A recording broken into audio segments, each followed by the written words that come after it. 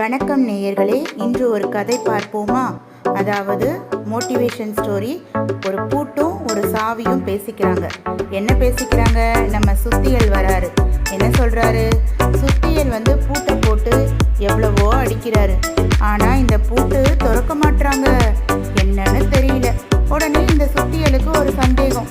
உடனே சாவி கிட்டே கேட்குறாங்க. நம்ம சாவி சொல்கிறாரு, நான் பூட்டோட இதயத்தை தொட்டு திறக்கிறேன், அதனால என்னால் ஈஸியாக திறக்க முடியுது.